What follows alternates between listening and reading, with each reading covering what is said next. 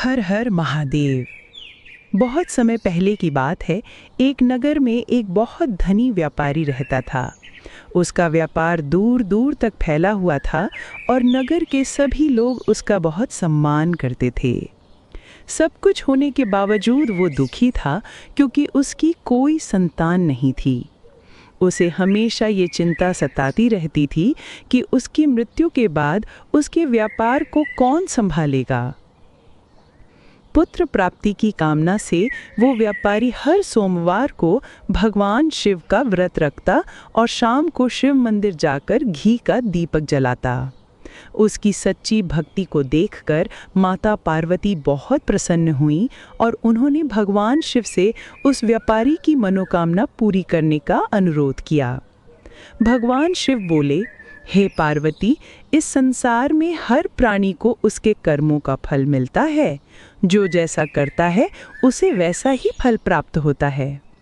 परंतु माता पार्वती ने हार नहीं मानी। वे बार बार शिव जी से विनती करती रहीं। अंत में माता के आग्रह को देखकर भोलेनाथ ने उस व्यापारी को पुत्र प्राप्ति का वरदान दे दिया। वरदान देने के बाद भगवान शिव ने पार्वती से कहा कि मैंने तुम्हारे कहने पर उसे पुत्र तो दे दिया है, पर वो बालक केवल 16 वर्ष तक ही जीवित रहेगा। उसी रात भगवान शिव ने स्वप्न में आकर व्यापारी को पुत्र का वरदान दिया और उसकी अल्प आयु के बारे में भी बता दिया। ये सुनकर व्यापारी को खुशी तो हुई, पर पुत्र की अल्प आयु की चिंता ने उसकी खुशी छीन ली। वो पहले की तरह ही सोमवार का व्रत करता रहा। कुछ महीनों बाद उसके घर एक सुंदर बालक ने जन्म लिया। घर में खुशियां छा गईं, पर व्यापारी को ज्यादा खुशी नहीं हुई क्योंकि उसे अपने पुत्र के जीवन का सच पता था। जब पुत्र 12 साल का हुआ तो व्यापारी ने उसे शिक्षा के लिए उसके मामा के साथ वाराणसी भेज दिया। रास्ते में जहाँ भी मामा भांजे रुकते वहीं यज्ञ करते और ब्राह्मणों को भोजन कराते। चलते चलते वो एक ऐसे नगर में पहुँचे जहाँ राजा की बेटी का विवाह था। बारात आ चुकी थी, पर दूल्हे का पिता बहुत चिंतित था। उसका बेटा एक आंख से काना था और उसे डर था कि राजा को ये पता चला तो विवाह टूट जाएगा। तभी उसकी नज़र व्यापारी के पुत्र पर पड़ी। उसने सोचा कि क्यों ना इस लड़के को दूल्हा बनाकर विवाह करा दूं, फिर इसे धन देकर विदा कर दूंगा और राजकुमारी को अपने नगर ले जाऊंगा। उसने लड़के के मामा से बात की। लालच में आकर मामा मान गए और लड़के को दूल्हे का वेश पहनाकर राजकुमारी से विवाह कर दिया गया। विदाई के बाद जब वो लड़का राजकुमारी के साथ जा रहा था तो उससे सच छिपाया नहीं गया। उसने राजकुमारी की ओढ़नी पर लिख दिया, राजकुमारी, तुम्हारा विवाह मेरे साथ हुआ था। मैं तो वाराणसी पढ़ने जा रहा हूँ और अब जिस युवक के साथ तुम्हें जाना है वो काना है। जब राजकुमारी ने ओढ़नी पर लिखा हुआ पढ़ा तो उसने उस काणे लड़के के साथ जाने से मना कर दिया। राजा को जब ये सब पता चला तो उसने अपनी पुत्री को महल में ही रोक लिया। उधर लड़का अपने मामा के साथ वाराणसी पहुंचा और गुरुकुल में पढ़ाई करने लगा। जब उसकी आयु 16 वर्ष की हुई तो उसने एक यज्ञ का आयोजन किया।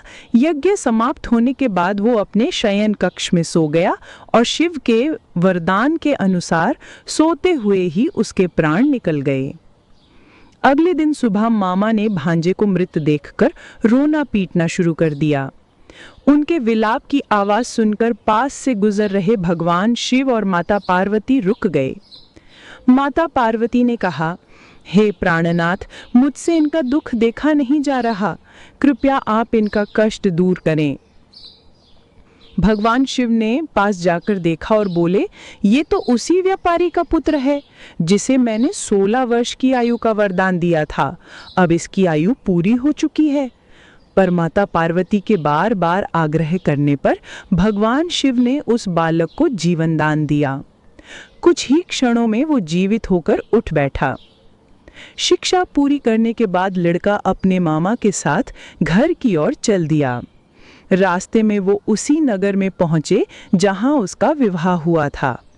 राजा ने यज्ञ देखकर उन्हें पहचान लिया और उन्हें महल ले जाकर बहुत सारा धन और राजकुमारी के साथ विदा किया।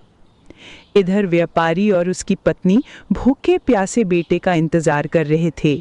उन्होंने कसम खा रखी थी कि बेटे की मृत्यु का समाचार मिलते ही वो अपने प्राण त्याग देंगे। पर जैसे ही उन्हें बेटे के जीवित लौटने और विवाह करने की खबर मिली, उनकी खुशी का ठिकाना न रहा।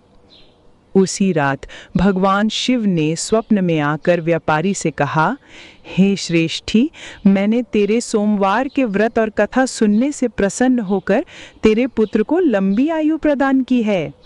ये जानकर व्यापारी बहुत प्रसन्न हुआ।